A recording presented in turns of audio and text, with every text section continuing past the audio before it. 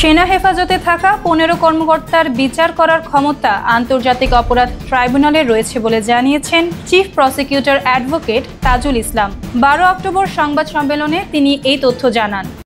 তাজুল ইসলাম বলেন, মামলায় হেফাজতে থাকা সেনা কর্মকর্তাদের বিষয়ে আইনি মতামত চাইলে আমরা তা দিতে পারি। আইনের সাধারণ বিধান হলো গ্রেপ্তারের পর 24 ঘন্টার মধ্যে আসামিকে আদালতে হাজির করতে হয়।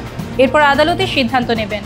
গ্রেপ্তারি পরোয়ানা সেনাবাহিনী সহ সংশ্লিষ্ট সব দফতরে পৌঁছেছে জানিয়ে চিফ প্রসিকিউটর আরও বলেন, আন্তর্জাতিক অপরাধ ট্রাইব্যুনাল আইন অনুযায়ী ও খুন জড়িত সেনা কর্মকর্তাদের বিচার এখানেই হওয়ার কথা। এই আইনের বিধান নিয়ে কারো আপত্তি তোলার সুযোগ নেই।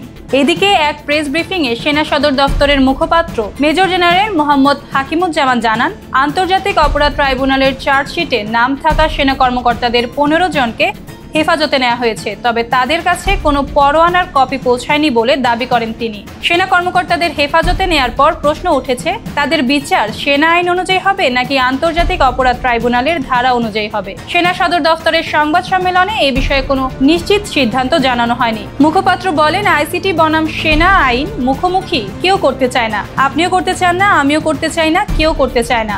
সেনাবাহিনী জানিয়েছে 6 অক্টোবর আন্তর্জাতিক অপরাধ ট্রাইব্যুনালের ধারা অনুযায়ী একটি ধারা সংশোধন করে প্রজ্ঞাপন জারি করেছে আইন মন্ত্রণালয়। এ বিষয়ে বিস্তারিত ব্যাখ্যা জানতে চাওয়া হবে সংশ্লিষ্ট কর্তৃপক্ষের কাছে। এই ব্যাখ্যার ভিত্তিতে সিদ্ধান্ত নেওয়া হবে। হেফাজতে নেওয়া হবে সেনা কর্মকর্তাদের বিচার কোন আইন অনুযায়ী করা হবে। সংশ্লিষ্ট সূত্র জানায়, এই বিষয়ে সেনা কর্তৃপক্ষের একটি ভাবনা হচ্ছে, বিচার শেষ না হওয়া পর্যন্ত আসামি হওয়া মামলার নির্দিষ্ট তারিখে সেনাবাহিনী এদের আন্তর্জাতিক অপরাধ ট্রাইব্যুনালে হাজির করবে। আদালতের কার্যক্রম শেষে আবার হেফাজতে নিয়ে যাবে। এ বিষয়ে জানতে চাইলে আন্তর্জাতিক অপরাধ ট্রাইব্যুনালের চিফ প্রসিকিউটর তাজুল ইসলাম প্রথম আলোকে বলেন, আদালত পরোয়ানা দিয়েছেন। আইন অনুযায়ী কোনো আসামিকে গ্রেফতারের পর অনতিবিলম্বে আদালতে হাজির করতে হবে। এরপর আদালত সিদ্ধান্ত নেবেন তাদের কারাগারে পাঠাবেন নাকি জামিন দেবেন। তবে সরকার চাইলে কোনো স্থাপনাকে কারাগার ঘোষণা করতে পারে।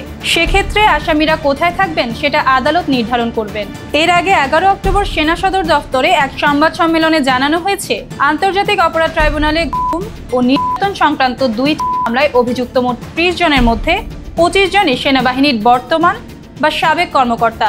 অভিযুক্তদের মধ্যে 9 জন অবসরে, 1 জন এলপিআরে এবং চাকরিতে থাকা 15 কর্মকর্তাকে হাজির হতে বলা হলে 15 জন উপস্থিত হয় এবং তাদের হেফাজতে নেওয়া হয়েছে।